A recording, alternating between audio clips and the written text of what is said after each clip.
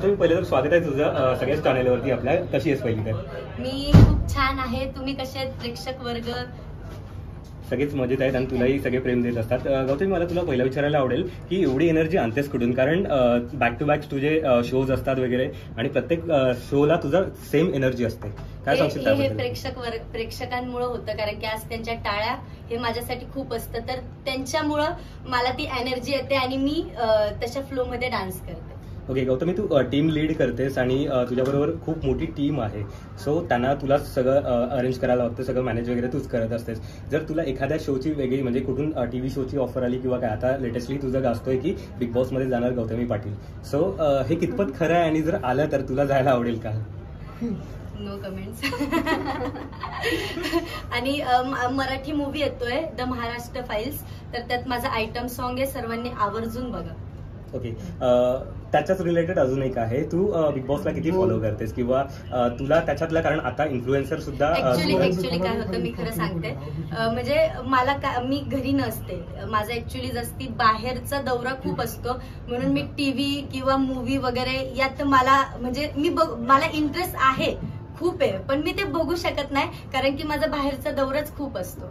Okay, आता latestly आहे ना सूरज चव्हाण म्हणून बिग बॉसच्या घरात आहे आणि तो गाजवतोय घर आणि त्याला बरंच प्रेम मिळत आहे. सो तू त्याच्याबद्दल काय सांगशील? कारण गरीब घरातला मुलगा तिकडे गेलेला आहे आणि तू सुद्धा डाऊन टू अर्थ आहेस आणि त्या लेवलला आलेली आहेस तू आता. सो त्याबद्दल काय सांगशील? मी फक्त एवढंच सांगते, सूरज बेस्ट ऑफ लक आणि तूच नक्की जिंकून ये, बस मी हेच सांगू शकते. ओके गौतमी, आता सध्या बॅक टू बॅक शो सुरू आहेत तुझे आणि त्याच्यानंतर पावसाळा सुरू आहे आणि आता दहीहंडीचा शो सुद्धा झाला. सो एकाच दिवशी तू 3 शो केलेले आहेस आणि त्याच्यानंतर मग नाही, एका दिवशी 3 शो नाही केलेले मी. एका दिवशी मी एकच कार्यक्रम केलाय, कारण की संध्याकाळचा आपला कार्यक्रम असतो. दुपारचा असला तर ठीक आहे की दुपारचा आणि संध्याकाळचा, पण 3 कार्यक्रम पॉसिबल नाही होत. ओके, काय सांगशील, तू आयडल कोणाला मानतेस?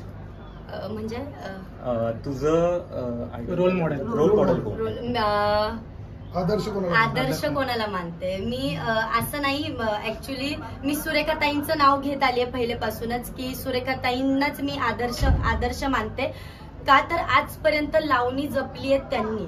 मला बरेच लोक म्हटले की लावणी ऍक्च्युली मी डीजे शो करते, मी बऱ्याचदा सांगितलंय, पण लावणी खरं तर सुरेखाताईंनीच जपली आहे, तर मी त्यांनाच हे श्रेय देईन. नक्कीच, कारण मागच्या वेळी पण खूप व्हिडिओ गाजत होते की गौतमी पाटील लावणी करत नाही किंवा असं वेगळं, आणि ट्रोल बरंच सामना करावा लागतं. तू कशी सामोरे जातेस? कारण ट्रोल तर प्रत्येक स्टेजवरती असतंच. आता काय झालंय, ट्रोल ही गोष्ट माझ्यासाठी काही नवीन राहिलीच नाहीये. आता म्हणजे काही वाटतच नाही ऍक्च्युली कोणी ट्रोल केलं काय केलं, माझं काम भले आणि मी भले.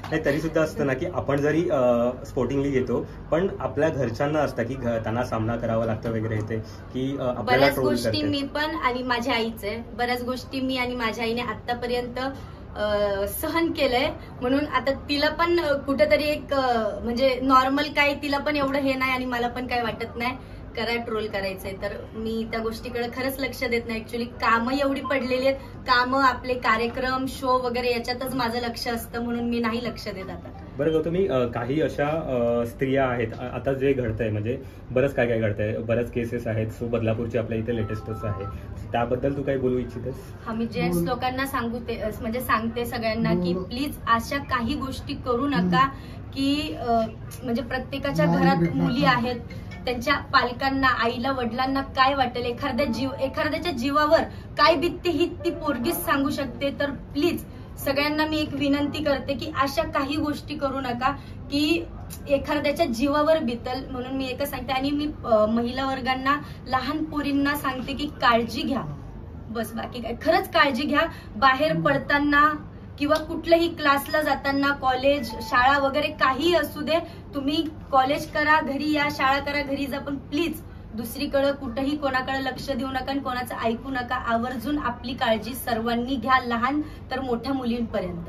नक्कीच गौतमी, तू स्ट्रगल करून इथपर्यंत आलेस, पुढे आलेस, सक्सेसच्या सीड्या चढत आहेस तू. सो तुलाही काही फॉलो करणारे आहेत, तुलाही आयडल मानणारे आहेत, त्यांनाही सुरुवात करायची किंवा त्यांनाही डान्स क्षेत्रात यायचंय, तर त्यांना तू काय सांगू इच्छितेस? मी पहिल्यापासून सांगत आले सगळ्यांना की ज्याला जे करायचं ते बिंदास करा. मलाही, मी पण माझं स्वतःचं उदाहरण आहे की मलाही म्हणजे शिक्षणात मला डान्समध्ये खूप इंटरेस्ट होता, तर मी आज डान्समध्ये मी आले, मी त्या क्षेत्रात आले, मी आज करिअर केलं. ज्याला जे करायचंय त्यांनी ते आवर्जून करा. डान्स आवडतोय तर डान्स आवर्जून करा. कोणाला डॉक्टर बनायचंय, फक्त कोणाच्या दबावाखाली की नाही मला आज हे म्हणतात तर मी हे, जे वाटेल ते आवर्जून करा. बरं, मला एक शेवटचं विचारायचं आहे की तुझे जे शो होते ते सगळेच हाऊसफुल, म्हणजे खूप एवढा क्राऊड असतं, एवढी गर्दी असते, आणि इव्हन सोशल मीडियावरती तुला फॉलो करणारेही खूप आहेत, त्यांचेही मेसेजेस वगैरे येतात, पण तुला म्हणजे एवढ्या लोकांना रिप्लाय देणं म्हणजे शक्य नाही होत पॉसिबल. सो जेव्हा तू जातेस म्हणजे एखादा शो करतेस वगैरे, ते क्राऊड तर असतोच, मग तू पर्सनली त्यांना नाही देऊ शकत, मग बाकीचं असं जर रिप्लाय द्यायचं असेल तर त्यांना काय स्पेशली मेसेज देशील? असंच प्रेम कायम राहू द्या. आज मला 2 वर्ष झालेत आणि तुमचं मला भरभरून प्रेम मिळतंय आणि इथून पुढेही असंच प्रेम राहू द्या. कमी तुमचं प्रेम कुठंही झालं नाहीये. प्रेक्षक वर्ग ऑल महाराष्ट्र कुठंच कमी झालेलं नाहीये. असंच प्रेम कायम राहू द्या आणि लव्ह यू सर्वांना. थँक्यू. नक्कीच तुझ्यावरती प्रेम करतात. अपकमिंग तुझे प्रोजेक्ट काही आहेत का? हा, माझा मूवी आहे. मूवीत 2 मूवी आहेत, त्यात आयटम सॉन्ग आहे. जसं येईल तसं मी तुम्हाला आवर्जून सर्वांना सांगलच, आणि अल्बम सॉन्ग पण आहे, आवर्जून बघा. नक्कीच. तुला खूप खूप शुभेच्छा. थँक्यू.